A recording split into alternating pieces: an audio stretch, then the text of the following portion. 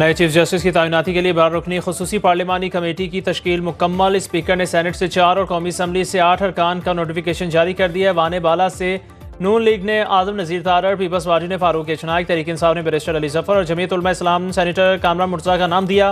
कौमी असम्बली से नून लीग के ख्वाजा आसिफ, एहसन इकबाल, शाइस्ता परवेज़ मलिक और MQM की राना अंसार नामजद। पीपल्स पार्टी ने राजा परवेज़ अशरफ, नवीद कमर, PTI ने बैरिस्टर गौहर और हामिद रजा का नाम दिया।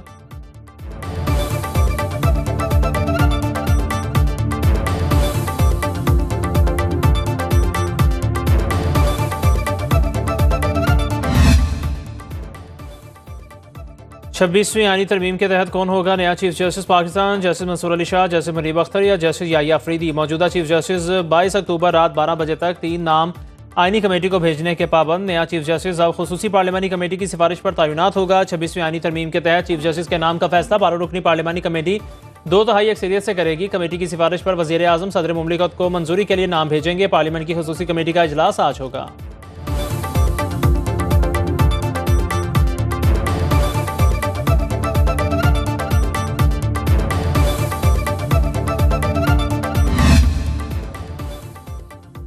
लगता है ये सवाल अब रोज़ उठेगा कि केस आम बेंच सुनेगा या आईनी बेंच। जस्टिस मंसूर अली शाह का मुसाबकती कमीशन अपील की समाअत के दौरान आईनी बेंच का तज़किरा इस्तफसार किया। केस अब आईनी बेंच में जाएगा या हम भी सुन सकते हैं।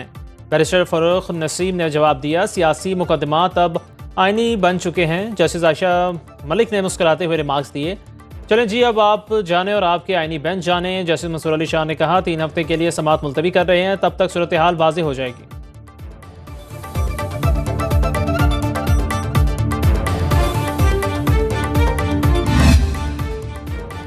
वज़ीर आज़म ने वफाकी काबीना का अहम इजलास आज तलब कर लिया। शहबाज शरीफ की ज़ेर सदारत इजलास में आईनी तरमीम की मंजूरी पर सियासी जमातों के किरदार को सराहा जाएगा। मुल्क की सियासी और मुआशी सूरत हाल पर भी गौर होगा।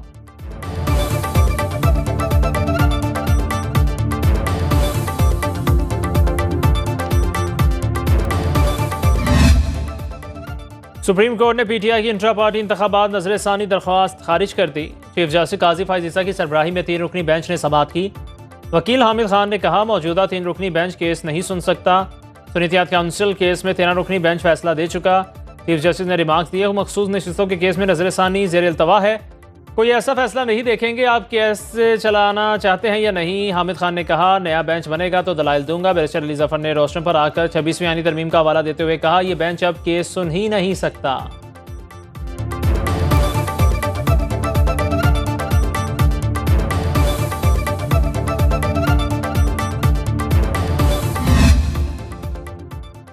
सीनियर तरीन जज को चीफ जस्टिस ना बनाया गया तो हम दोबारा निकलेंगे, अपने बंदे बिठाकर मर्जी के फैसले लेंगे तो इदारे आगे नहीं बढ़ सकते। वज़ीर आला अली बिन गंडापुर का खैबर पख्तूनख्वा असेंबली में पुरजोश खिताब, कहा वफादारी बदलने वालों को नहीं छोड़ेंगे। 26वीं आईनी तरमीम से अदलिया को अशराफिया का महकूम बना दिया गया। ऐसी हुकूमत ने अदलिया पर हमला किया जिसके पास जायज़ मैंडेट नहीं। सलमान अकरम राजा ने कहा, 26वीं आईनी तरमीम के जरिए अदलिया की आज़ादी छीन ली गई। अदालतों में सुनवाई ना हुई तो सड़कों पर एहतजाज होगा।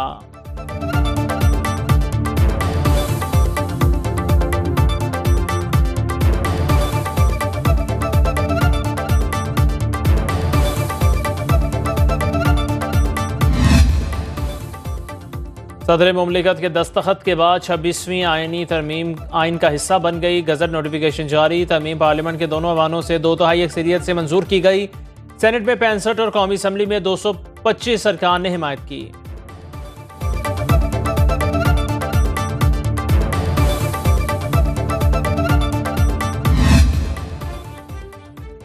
नून लीगी MNA आदिल बाज़ई की नाअहली का रेफरेंस इलेक्शन कमीशन में समाअत के लिए मुकर्रर।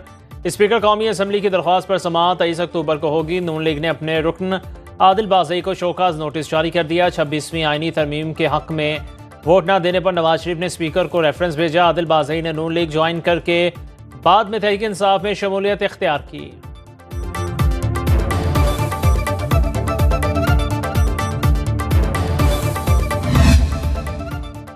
जमात इस्लामी का 26वीं आईनी तरमीम के खिलाफ अदालत से रजू का इंदिया। हाफिज नईमुर रहमान ने इस्लामाबाद में न्यूज़ कॉन्फ्रेंस में कहा, मुफ्ती महमूद के बेटे और भुट्टो के नवासे ने आइन की खिलाफ वर्जी की। रात के अंधेरे में अदलिया पर कब्जा जमाने की तरमीम की गई। अफसोस जुल्फ़िकार अली भुट्टो के नवासे ने आइन की रूह को मुतासर किया।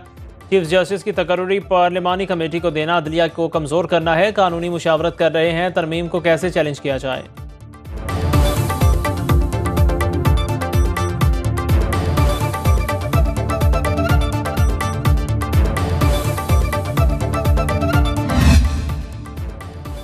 नवाज शरीफ और मरियम नवाज की बैरून मुल्क रवानगी मुतवक्के। सदर मुस्लिम लीग नून ने 2 हफ्ते कबल बरतानिया जाने का प्रोग्राम मौखर किया था। ज़राए के मुताबिक नवाज शरीफ जुम्मा को दुबई रवाना होंगे, जहां से हफ्ता को लंदन पहुंचेंगे। मुख्तसर क़याम के बाद अमेरिका जाएंगे। मरियम नवाज नवंबर के पहले हफ्ते लंदन जाएंगी।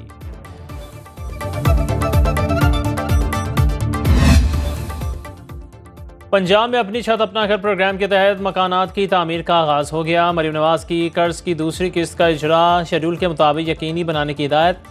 वज़ीर आला को ब्रीफिंग दी गई। 5.5 लाख से ज़ायद अफराद ने कर्जे के लिए रुजू किया। बाज़ अज़ला में पहली किस्त लेने वाले अफराद ने मकानात की तामीर शुरू कर दी। मरियम नवाज का स्पेशल डैशबोर्ड पर खुद मॉनिटरिंग का फैसला। कहा, पूरी कोशिश है कोई हकदार कर्ज से महरूम न रह जाए।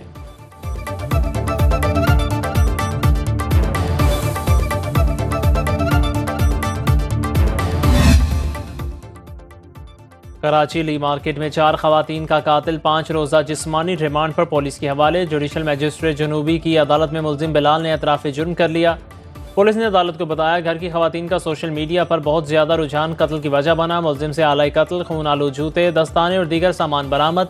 अदालत ने तफ्तीशी अफसर से आइंदा समात पर पेशरफ्त रिपोर्ट तलब कर ली।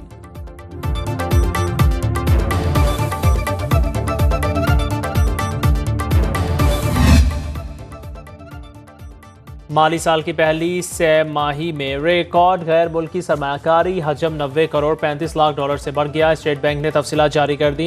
77 करोड़ डॉलर की डायरेक्ट फॉरेन इन्वेस्टमेंट आई। गैर मुल्की सरमायाकारों ने 15 करोड़ 53 लाख डॉलर की गवर्नमेंट सिक्योरिटीज़ खरीदी। 40 करोड़ डॉलर के साथ चीन सबसे बड़ा सरमायाकार रहा। पावर सेक्टर में सबसे बड़ी 41 करोड़ 60 लाख डॉलर की सरमायाकारी आई।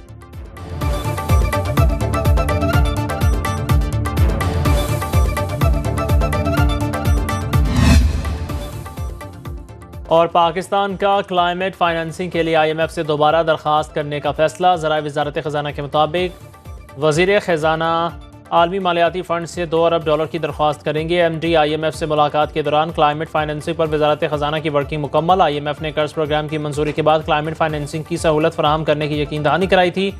पाकिस्तान ने रवा माली साल IMF शराइत के तहत तरक्याती मनसूबों में मौसमियाती तब्दीलियों को भी शामिल किया।